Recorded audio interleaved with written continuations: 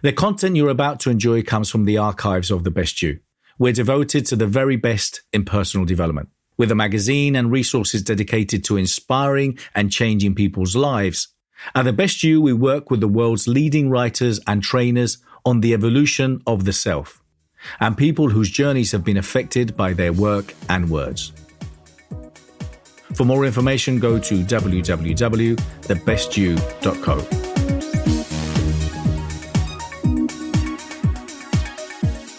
Hey everyone, welcome. It's Bernardo Moya. I'm the founder of The Best You and author of The Question. And I'm excited and delighted to be here today with Jeff Hoffman.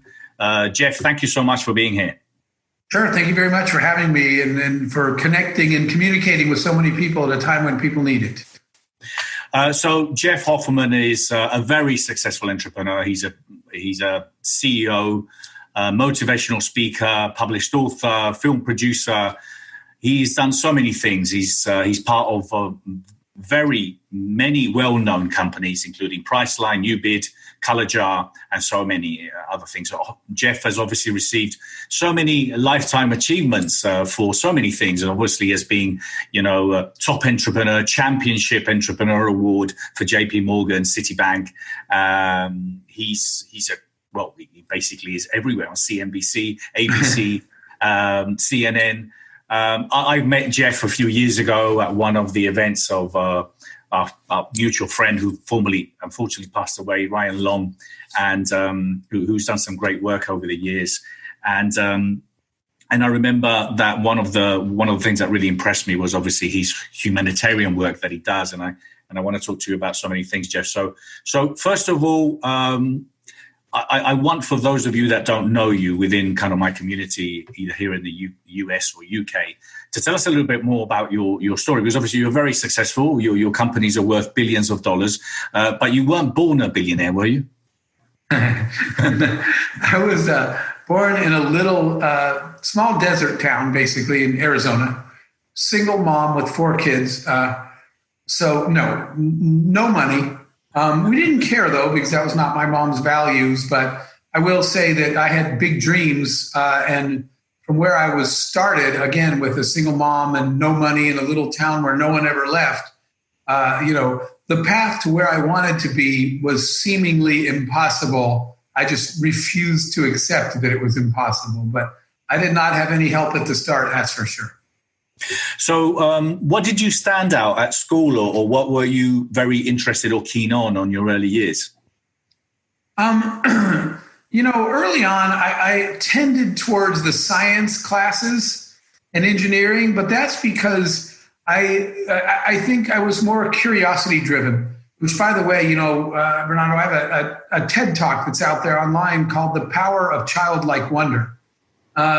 And because later I realized that a lot of the best things that happened to me in my life happened because I was curious about something and decided to follow that thread, follow my curiosity and go explore and learn something new. So since I was curious about the way things worked in the world, I tended towards a lot of sort of science things so I could literally take things apart and discover what makes things tick in the world. Cool. So what did you eventually study, and how did you get on? I mean, obviously, that there's a long journey there to who you are today. But what put you on the path of where you are today? Well, what's interesting was that I picked a school that I really wanted to go to for a program in this new thing that no one had heard of that I was all excited about. So the school was Yale University, way out of my league, way out of my price range. And the reason was there was this new thing that had just come out called AI, which is ironic now, artificial intelligence. And it was the beginnings of creating it. And I was like, man, I'm not sure what this is, but I think it's going to be cool. And I want to learn that. There were only a small number of schools in the US that you could study artificial intelligence. Yale was one of them. So I worked really hard to get in, not an easy school to get into. I got in. And when I got there, when I arrived, I basically was sent home on day one. They said, you can't go to class because you haven't paid, which is fair enough, but I don't have any money. And my mom's broke and I'm broke. And I got scholarships. I got financial aid, but they didn't add up to the unfortunately high cost of going to schools like Harvard or Yale.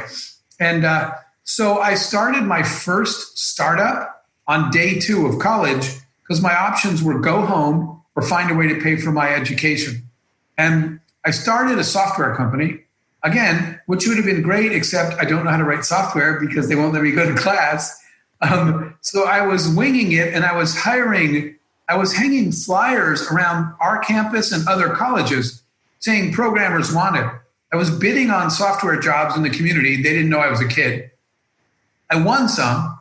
Then I would take the specs and I would go hire programmers around town who, by the way, college kids will work for pizza and beer, but businesses pay you actual money. So my profit margins were big, and I used those profits to literally fund my entire education and get a computer science degree.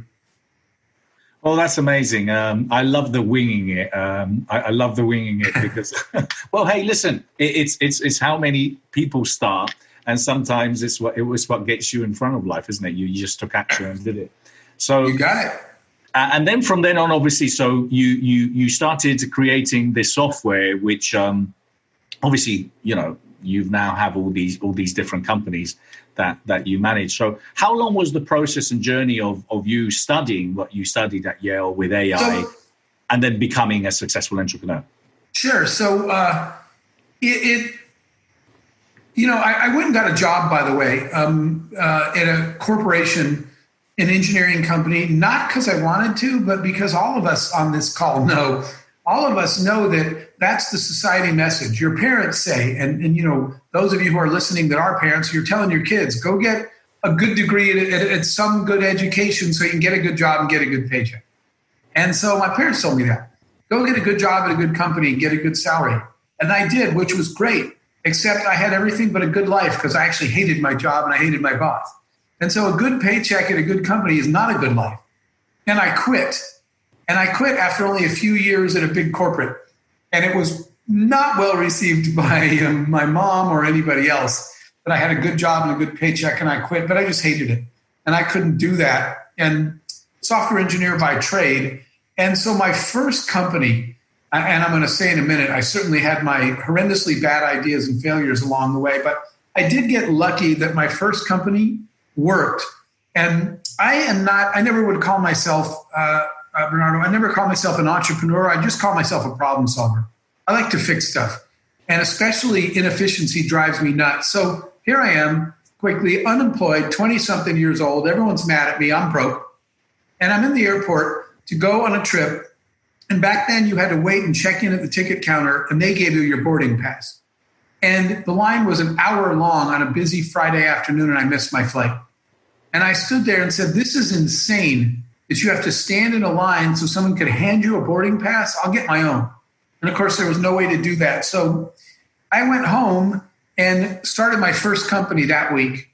And the first product I ever built was today when you check in at kiosks at airports around the world. That was our first product. We kind of invented those, got patents, and sold them in airports all over the world. So the first thing I did was fix a problem that was annoying, but a problem that had economic value to other people to fix. Other people were willing to pay for that problem to be solved. And fortunately, the company was successful in that people bought those kiosks. They're still in airports all over the world. And so that was my start into the startup world, was solving a real problem by designing a solution to it and going out and selling it. No idea what I was doing, but I figured it out along the way. Amazing. And I think that's what happens with a lot of people. There was a great book that I read from Liz Gilbert, Big Magic. She does a talk on TED around that, which is this concept of ideas are just simply entities trying to find, a human being to literally become a reality in. And I loved that concept. I loved it. And basically what happens if you don't bring the idea to reality, the idea buggers off and go and find someone else. And I'm sure a lot of us have experienced that where you said, oh my God, I thought of that, like, Deliveroo, Dashdoor. I thought of that like 15 years ago, but I never took any action. And now obviously these That is so true. I will have to read that book, but I have to tell you, because I have this analogy of my own. I was sitting outside a friend's house and it was a barbecue. And they had, I don't know if you've seen these, they look like a light or a heater. It's a bug zapper. Yeah. And bugs were flying around. And a bug would fly around and go to the light and go zzz, When it hit the light, it would fry it and it was gone. And I was watching bugs fly into that thing and disappear from the face of the earth. And I suddenly said out loud, I said, that's where all the ideas go. And my friend said, what are you talking about? I said, when you sit in a meeting at work, before the meeting starts, everyone's like, oh man, this would be cool. Or you're sitting on the couch at home on the weekend waiting for football to come on. And people are saying, I got this idea. Everybody's got an idea. They're flying all over the place. And then when the football ends or the meeting ends, they all go into the Bug Zapper because everybody goes back to what they were doing and nobody ever follows through on their ideas. I think for me, the key to success was never being smarter than anybody in any way. I didn't have money. I didn't have contacts. I wasn't smarter. I just got up and said, I'm going to take each of these ideas and try it. Some of them failed miserably, but because I kept picking another idea out of the air and trying it, eventually some of them succeed. And it turns out, with things like, as long as your successes outweigh your failures, in the net, you come out ahead. Yeah, absolutely. No, and I love the idea of obviously that what you are is a problem solver. There's a lot of people that are very problem driven, the why me driven, or those that are simply looking at, hey, what's the positive out of this, or what's the outcome, and how can I take advantage of this current situation? So I wanted to bring us obviously to where we are now, so look, it can be scary or it can be a really exciting time. And maybe for some people, it could be a bit of both. But what's your thoughts because I believe, and a lot of the people that I've been talking to, obviously, who are inspiring and successful people, that they see this as a phenomenal opportunity with everything that's happening right now. If you're interested in finding your true purpose, if you're interested in finding your legacy, if you're interested in growing, if you are sick and tired of reading books that don't help you, haven't helped you, or are not helping you, or attending courses and seminars that haven't really had an impact in your life, I invite you to read my book, The Question, Find Your True Purpose, out now. For more information, go to www.thequestion.co. If you're interested in working with me, contributing, speaking at any of our many events, partnering, or licensing The Best You, for more information, go to www.thebestyou.co. Yes, so I completely agree with you that it's a little bit of both, but the opportunity is huge. And, this is a time of chaos, and entrepreneurs thrive on chaos, right? If you want to be a disruptor, this is the time to disrupt. When the world needs things to change and there's chaos everywhere, entrepreneurs are the ones that harness the chaos and disrupt the status quo. So chaos creates opportunity. Right now, I'll just give you a couple of examples. Here are some huge things that popped up that didn't exist before. All of a sudden, the whole planet had to send everybody home from work. And so this concept of work from home didn't even exist for many companies around the world and many employees just a month ago. In fact, I think it's funny because I saw a text conversation that a friend texted to another friend, WYD, meaning what you doing? And the other friend texted back WFH. Now in the past, the return to that would have been WTF with 3 question marks, right? Because what is WFH? But it means working from home. And all of a sudden, all these people are using the expression WFH like it was always there. It didn't even exist, this working from home thing. So when you have people all over the planet that are trying to figure out how to be productive doing work virtually, what we discovered was there's a handful of tools, but there's a huge opportunity for people to address this simple question.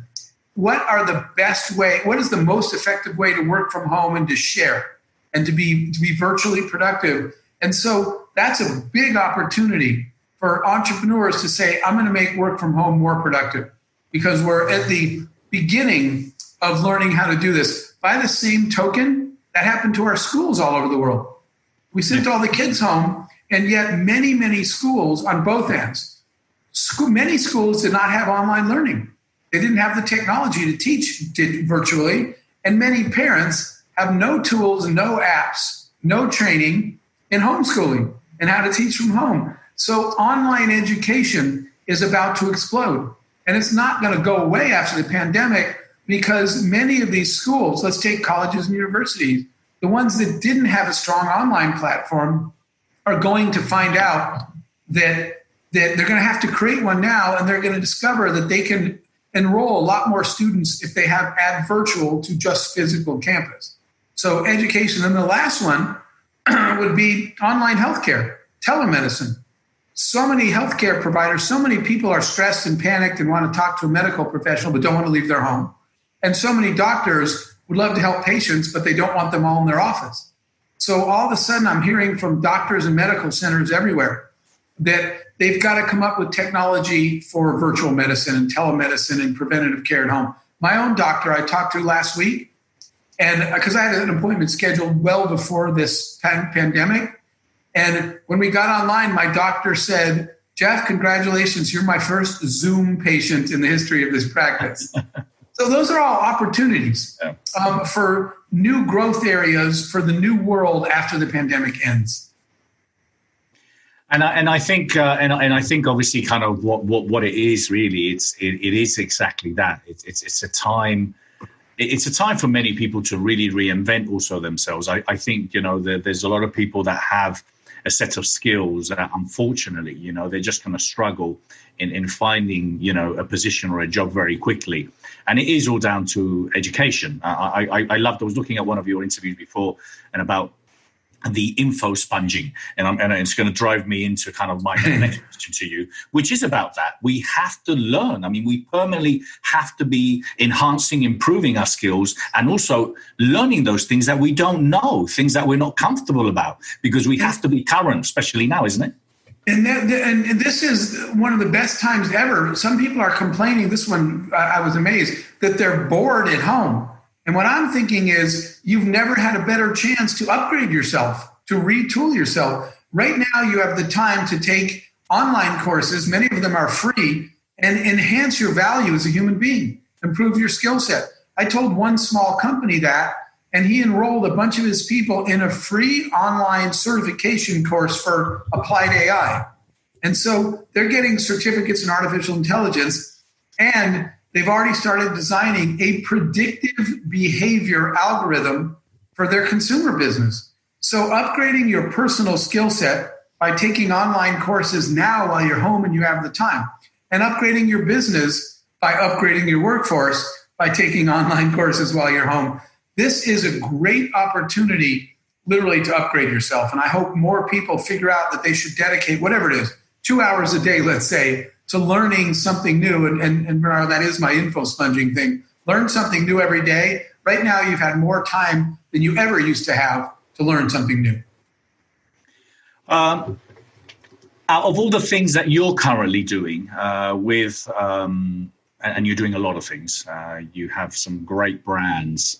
Is there anything in particular that you are now, something that you can share, obviously, that you're focusing towards, or you're putting more energy into, or new problems that you're trying to solve currently? Yeah, so for me, I'll do one of each of the two things that I'm really spending my time on. One of them is something I call, it's this, what you and I are doing now. It's trying to share, and I've been blessed to be talking to small business owners and entrepreneurs, startups all over the world during this downtime, during the last 2 weeks. I've been doing talks like this and hearing from entrepreneurs pretty much on every continent. So anyway, I did one this morning that I think we had 25 countries on. So I'm learning what they're doing and sharing. And I've come up with something that I call my 3 R's for small business and entrepreneurs, which are repurpose, retool, and redeploy. And so I've been spending most of my time doing online talks to try to share those ideas with as many struggling or stressed small business owners and entrepreneurs as I can. The repurpose, retool, and redeploy thing. And that's the biggest chunk of my time recently. And then the other part of my time is, and I hope everyone's doing this in their community. For example, we put together an effort.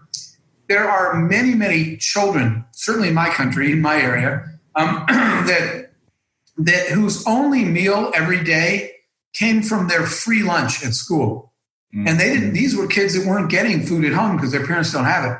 The one meal they got every day that they could count on was free lunch. Now they're out of school. They don't have enough food. So we've been working with restaurants who have extra bandwidth and schools and churches even and all kinds of organizations to get food delivered to the communities where those kids and those families were getting their food from school and don't have it anymore.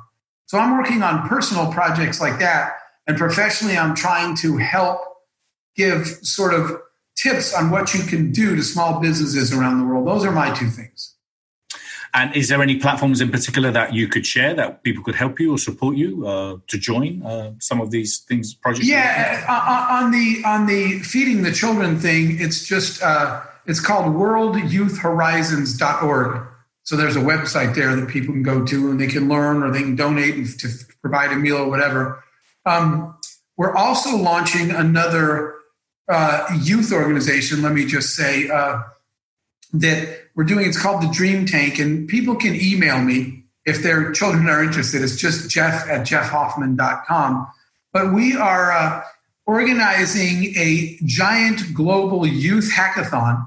We're going to get youth from all over the world live online, and we're going to ask them what they think and what ideas they have, solutions for COVID. And the reason is youth, your kids are listening. They're hearing bad news and death and disease and shutdowns and economic recession. Then they're seeing their parents stressed out. And what a lot of parents are saying to their kids is, don't worry about it. This is adult stuff. Well, they are worrying about it.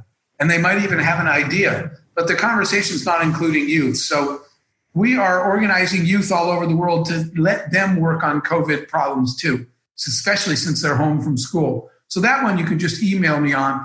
And then as far as those tips, I would say the two main organizations I'm part of, these websites have a lot of help. One is the Global Entrepreneurship Network, GEN, that I happen to be the chairman of.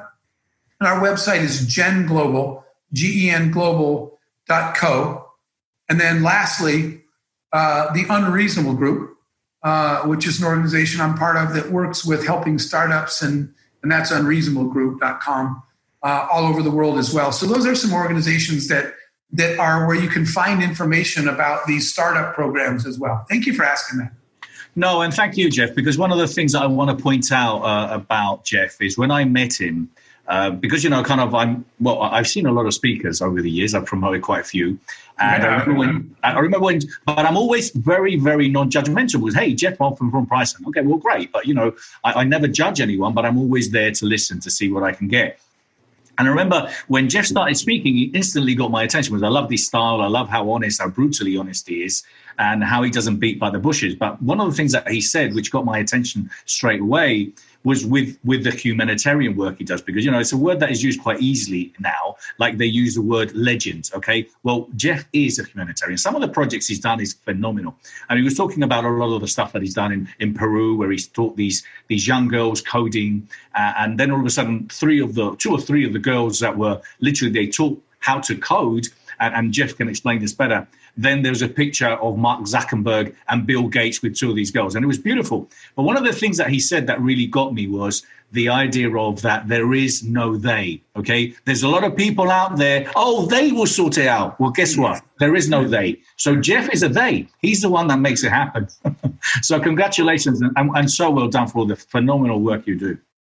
If you're interested in watching the video content of this interview and many others, or interested in learning from world leaders and teachers, go to www.thebestyou.online. Well, thank you. When people ask me, why don't you just retire? Sometimes I tell them because there's these 4 words written on my wall that make me get up every morning. And that's the words you just said. There is no they. When people see a problem, they say, man, they should help those people. They should do something. And there is no they, it's you. And the sooner people realize they aren't going to help the people in my community, I am. If everybody is saying they should feed those kids who no longer have access to food, if everybody says they should help them, then who's helping them? No one, because everybody's waiting for the magical day. The day my life really shifted was the day I said, there is no they, I'm just going to do it. I'll figure out a way to feed those kids. And the more of us that just say, it's me, it's you, it's us, we got to fix our own communities, the more progress that happens. And, I discovered that this sort of second half of my life of not building business. And let me make the relationship. Building a profitable business is a great way to enable yourself to solve more problems and to help more people. And so we're all sort of raised to believe that success is the destination. Everyone's trying to get rich or famous or whatever. And it turns out that it's not the destination at all. It's the starting point, right? When you get to success, you don't say, I'm done, I made it, I'm rich, I'm famous, whatever. What I realized is success isn't the destination. It's the platform that enables you to now start doing work that really matters. So when I worked hard enough to be successful in business, I realized that now enabled me to go spend the rest of my life doing stuff that actually counts, which is making other people's lives better. You made yours better by working hard in business. Now go make as many other lives better as you can. And you have to have that attitude that it's me. I got to feed those kids because no one else is going to.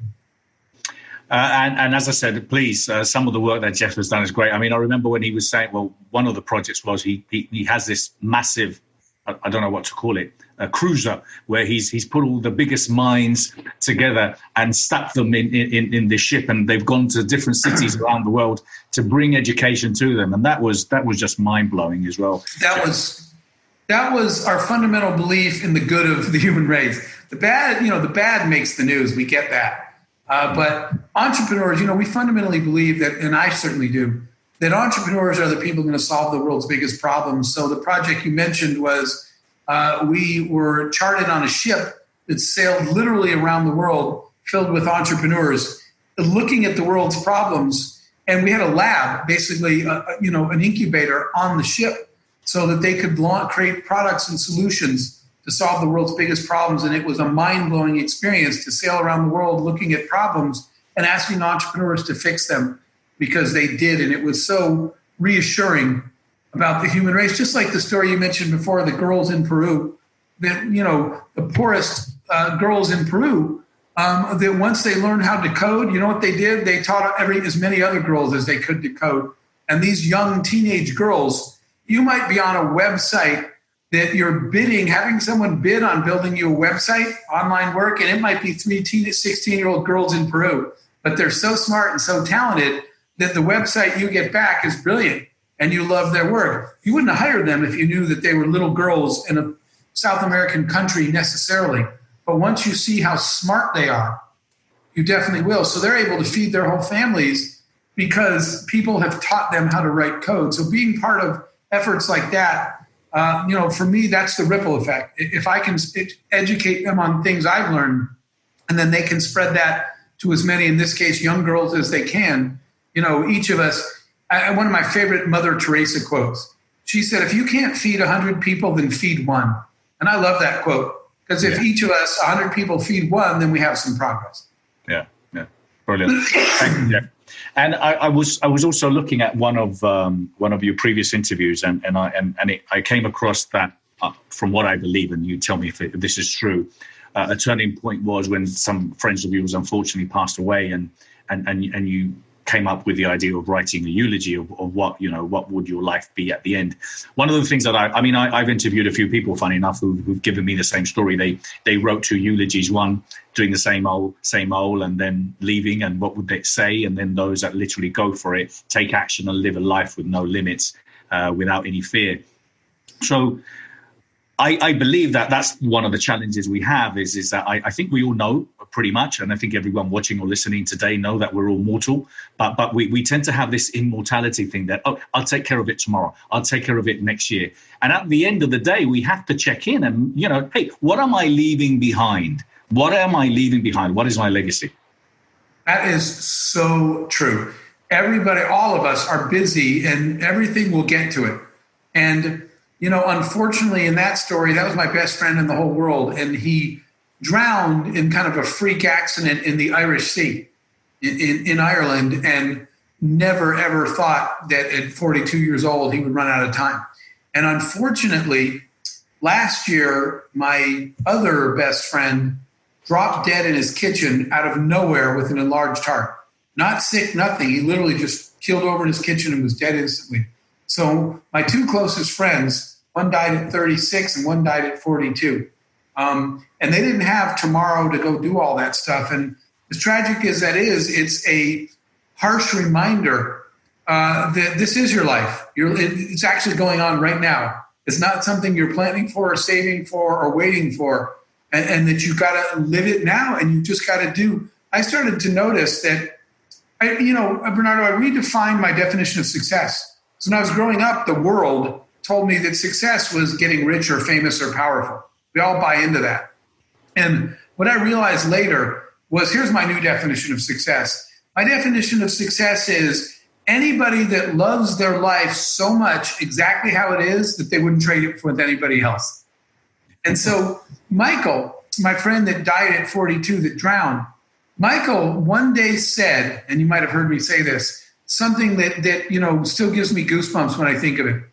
One day, he used to go mountain climbing. And one day I said, I wish you wouldn't do that so much because I'm afraid someday you'll fall and kill yourself. And he was at 40 years old.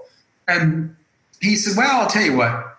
He said, if I have to choose between dying at 40, doing the things I want to do and loving my life, or living till 90, the way most people do, he said, I'll take the 40-year deal. And unknowing, 2 years later, he drowned. But when he said that, when I was standing at his funeral, I was thinking, what is it that he was serious? He would have taken, if you said you can have 40 years of a great life or 90 years doing it the way everyone else did, he would have taken the 40. And so that made me think so hard. What was it? And the answer, that's how I got my new definition of success. He loved his life because he didn't put off everything until tomorrow. He found a way to do the things that were important to him instead of making excuses. So even though he died young, he would tell you that he got more done in his 42 years than most people will do in their entire life. And that was a big lesson to me in saying that success is about loving your life and not living it with a bunch of regrets of all the stuff you didn't do. Yeah, thank you. That's great advice. And I just got a couple of more questions for you, Jeff. Obviously around entrepreneurship now, and what do you think it is, or what does it take to stand out, succeed as an entrepreneur? What are the skills, or what should be people doing, looking for, Sure, or implementing? Sure. So I would say one of the first things is accountability. And what I mean by that is owning something. When I was everybody, you and I were talking about this earlier, everybody's got a good idea and nobody acts on it. So entrepreneurs are people that make themselves accountable. They say, this is me, I got this one. And they set their own timetables and charts. Everybody that's standing in the same problem, again, in that airport, everybody was complaining, right? But turns out one person went home and said, I'll just fix this one. I have a friend, Lars, who used to be lost all the time in the days of paper maps, like all of us. And Lars one day said, this is insane. There has to be a better way. And he started thinking about satellites. They were cable TV satellites, but they're in the sky. They can see you. And if there's 3 of them, they can triangulate and see where you are. If they know where you are and you tell them where you're going, right? In the end, he's the guy that created the technology for Google Maps, not Google. They acquired it from him for like $1 billion. So people that own, next time you hear yourself complaining about a problem, own it. Stop and say, everyone's complaining. You guys can go home without me. I'm going to stay here and fix this one. The best entrepreneurs take accountability. The second thing, and this is probably one of the most important ones, is that realizing that you are not as smart as you think you are. You cannot do this yourself. And the way to succeed is to surround yourself with people smarter than you in every area that isn't yours. You have to realize that none of us are good at everything. I have never hired an engineer who does my taxes and writes my marketing slogans as well as my engineering, okay? And it turns out my tax attorney doesn't write code for us. Every one of us has something we're good at doing. That includes you. Just because you're a founder or a CEO doesn't make you smarter than the people that work for you. So whatever you're good at, in my case, it wasn't tech, it was marketing. I found people smarter than me in every other functional area. So stop spending so much time running your business and allocate a percentage of your time to go out and find, motivate, and take care of people that are smarter than you in every other area. That's when you'll win, when you get out of your own way and you trust and empower really smart people to grow your business for you instead of working for you. Realize that they're working next to you and some days they're working way above you because you can't do what they can do anyway.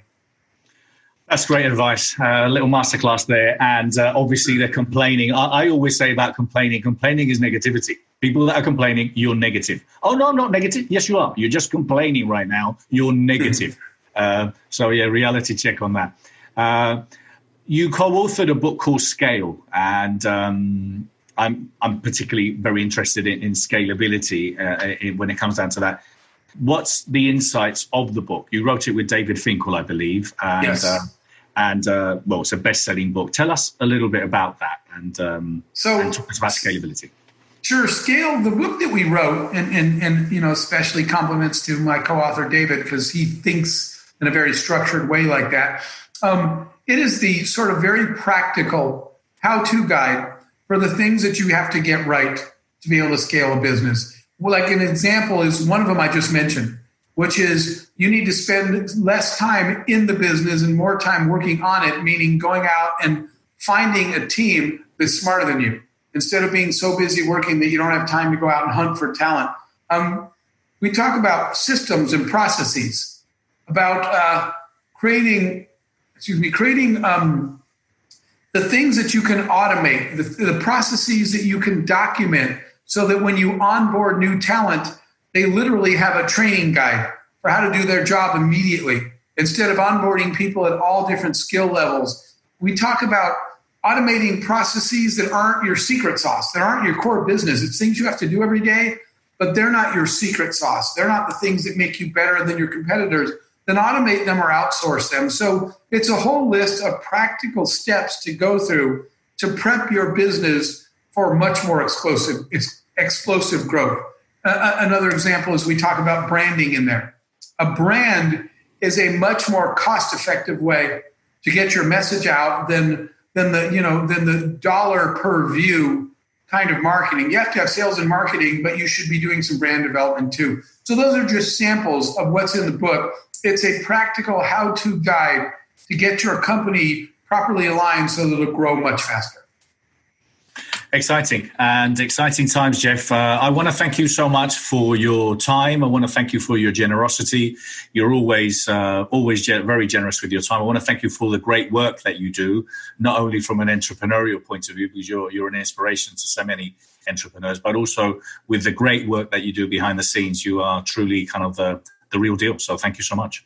Thank you very much. And again, I'm here with you because I love the work that you do. And the way that you spread knowledge to so many people in so many different ways. So thank you, and please stay healthy and safe. Thank you so much. And thank you everyone for watching and everyone for listening. Thank you so much. Take care. Stay safe. All the best. All the best, Jeff. Thank you. All right. Thank you, my friend. Bye. Bye-bye.